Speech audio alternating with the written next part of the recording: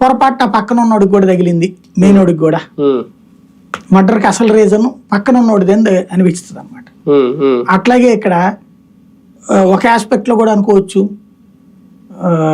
వెల్లంపల్లిని కొట్టడానికి అయ్యి ఉండొచ్చు, అది మధ్యలో జగన్కి తగిలి ఉండొచ్చు. ఎందుకంటే బోండా ఉమా స్థాయిలో అయితే వెల్లంపల్లిని కొట్టాలనుకుంటాడు కానీ ఈయన కొట్టాలనుకోడు కదా. బేసిక్ గా జగన్ కొట్టాలని ఎందుకు అనుకుంటాడు?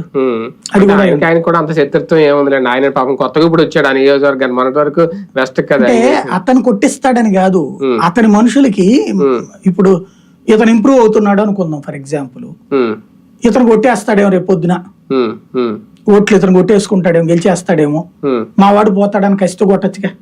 తెలుగుదేశం పార్టీ ఏమన్నా అప్రమత్తం అవుతుందా? ఎన్నికలకు ముందు బోండా ఉమా లాంటి వ్యక్తిని అరెస్ట్ చేస్తారేమో అని ఏమైనా జాగ్రత్త పడుతుందా? అందుకే ఒకేసారి అందరూ వచ్చి దీని మీద బోండా ఉమా తరపున మాట్లాడడం.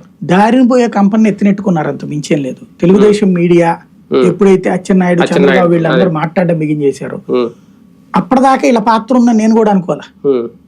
వీళ్ళు మాట్లాడడం బిగించేసినప్పటి నుంచి డిఫెండ్ చేసుకునే ప్రయత్నం జరుగుతుందని అనిపిస్తుంది. అంటే ఇది ఎలా ఉంటుందంటే 10 మందిలో ఎక్కడైనా దొంగతనం జరిగినప్పుడు అందులోంచి ఒకటి వచ్చి నేను దొంగ కాదు అన్నట్టు ఎలా ఉంటుందో అలాగా ఆ టైప్ లో పాపం అనవసరంగా బోండా ఉమాని హైలైట్ కాదు, టోటల్ గా పార్టీ ఇన్వాల్వ్మెంట్ ఉందని జనానికి నమ్మకం తీసుకొస్తున్నారు వీళ్ళంతటి.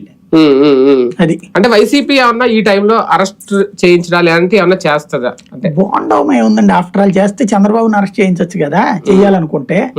ఈ మర్డర్ అది వేరు, కుంభకోణం వేరు. మర్డర్ అటెంప్ట్ లో అయితే బెయిల్ కూడా రాదు. మర్డర్ అటెంప్ట్ లో ఎట్లా బెయిల్ వస్తుంది బేసిక్ గా? మరి చేయలేదు కదా. అంటే ముందు ఆయన పట్టుకుని అరెస్ట్ చేస్తే తర్వాత ఏమన్నా తీగలాగితే డొంక కదులుతుందేమో, అది అంత సీన్ ఉంటుందని నేను అనుకోను. అంటే బోండా ఉమా పాత్ర లేదు అని ఎంతవరకు స్టిల్ అయితే నమ్ముతున్నా. బోండా ఉమా పాత్ర లేదు, కానీ అతని వెనక తిరిగే బ్యాచ్, ఆ దుర్గారావు వాళ్ళు మందు కొట్టిన మత్తులోనో, గంజాయి తాగిన మత్తులోనో, నువ్వు చేయరా నేను సార్తో చెప్తానని